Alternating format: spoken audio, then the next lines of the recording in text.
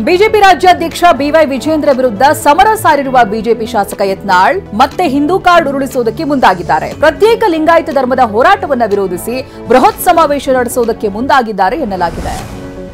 ಅಕ್ರಮವಾಗಿ ಚಿನ್ನ ಸಾಗಿಸಿ ಲಾಕ್ ಆಗಿರುವಂತಹ ರನ್ಯಾ ಗೋಲ್ಡ್ ಸ್ಮಗ್ಲಿಂಗ್ಗೆ ಹವಾಲಾ ಹಣ ಬಳಸಿರುವಂತಹ ಆರೋಪ ಕೇಳಿ ಬರ್ತಾ ಇದೆ. ಪ್ರಕರಣದ ಎರಡನೇ ಆರೋಪಿ ತರುಣ್ ರಾಜುನ ಡಿಆರ್ಐ ತನಿಖೆ ವೇಳೆ ಹವಾಲಾ ಲಿಂಕ್ ಇರೋದು ಬಯಲಾಗಿದೆ. ಅಂತಾರಾಷ್ಟ್ರೀಯ ಸ್ಮಗ್ಲಿಂಗ್ ಜಾಲದ ಮೂಲಕ ವ್ಯವಹಾರದ ನಂಟು ಬೆಳೆದಿತ್ತು ಅನ್ನೋದು ಗೊತ್ತಾಗಿದೆ. ಜಾಮೀನು ಕೋರಿ ಸೆಷನ್ಸ್ ಕೋರ್ಟ್ಗೆ ರನ್ಯಾ ಅರ್ಜಿ ಸಲ್ಲಿಸಿದ್ದಾರೆ. ಮ್ಯಾಜಿಸ್ಟ್ರೇಟ್ ಕೋರ್ಟ್ ಜಾಮೀನು ಅರ್ಜಿಯನ್ನು ವಜಾಗೊಳಿಸಿತ್ತು.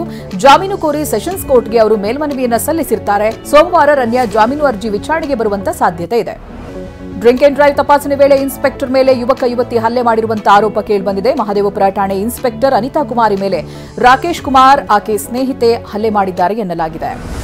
ದರೋಡೆ ಗ್ಯಾಂಗ್ ಮೇಲೆ ಪೊಲೀಸರು ಫೈರಿಂಗ್ ಮಾಡಿದ್ದಾರೆ. ದಾವಣಗೆರೆ ಜಿಲ್ಲೆ ಹೊನ್ನಾಳಿ ತಾಲೂಕಿನ ಅರಭಘಟ್ಟ ಕ್ರಾಸ್ ಬಳಿ ದರೋಡೆಕೋರರು ಪೊಲೀಸರ ನಡುವೆ ಘರ್ಷಣೆಯಾಗಿದೆ. 4 ಬಂಧಿಸಲಾಗಿದ್ದು ಇನ್ನು 4 ಪರಾರಿಯಾಗಿದ್ದಾರೆ.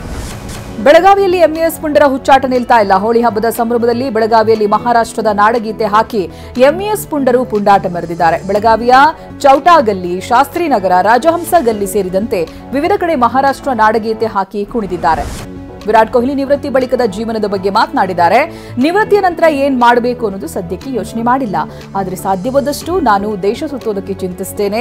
ಪ್ರಾಮಾಣಿಕವಾಗಿ ಹೇಳಬೇಕೆಂದ್ರೆ ನಿವೃತ್ತಿಯ ನಂತರ ನಾನೇನ್ ಮಾಡಬೇಕು ಅನ್ನೋದು ನನಗೆ ತಿಳಿದಿಲ್ಲ ಎಂದಿದ್ದಾರೆ. ಮುಂಬೈ ಇಂಡಿಯನ್ಸ್ ತಂಡದ ಆಟಗಾರ ತಿಲಕ್ ವರ್ಮಾ ಹಾರ್ದಿಕ್ ಪಾಂಡ್ಯ ಪುತ್ರ ಅಗಸ್ತ್ಯನೊಂದಿಗೆ ಆಟ ಆಡಿದ್ದಾರೆ. ಮುಂಬೈ ಇಂಡಿಯನ್ಸ್ ಸಾಮಾಜಿಕ ಜಾಲತಾಣದಲ್ಲಿ ಈ ವಿಡಿಯೋ ಹಂಚಿಕೊಂಡಿದೆ. ತಿಲಕ್ ಬೌಲಿಂಗ್ ಮಾಡಿದ್ರೆ ಅಗಸ್ತ್ಯ ಬ್ಯಾಟ್ ಮಾಡಿದ್ದಾರೆ. ಔಟ್ ಆದಾಗ ಅಗಸ್ತ್ಯ ತಿಲಕ್ ಮತ್ತೆ ಆಡುವಂತೆ ವರ್ಮಾ ಬ್ಯಾಟ್ ಕೊಟ್ಟರು. ಮುಂಬೈನ ಬ್ರಾಬೋಂಡ್ ಸ್ಟೇಡಿಯಂನಲ್ಲಿ ನಡೆದಿರುವಂತಹ 3ನೇ ಆವೃತ್ತಿಯ WPL ಫೈನಲ್ ಪಂದ್ಯದಲ್ಲಿ ಡೆಲ್ಲಿ ಕ್ಯಾಪಿಟಲ್ಸ್ ಸೋಲಿಸಿದ ಮುಂಬೈ ಇಂಡಿಯನ್ಸ್ 2ನೇ ಬಾರಿಗೆ ಚಾಂಪಿಯನ್ಸ್ ಆಗಿದೆ. ಆ ಮೂಲಕ 3ನೇ ಬಾರಿಯೂ ಫೈನಲ್ ಪಂದ್ಯದಲ್ಲಿ ಡೆಲ್ಲಿ ಕ್ಯಾಪಿಟಲ್ಸ್ ಸೋತಿದೆ.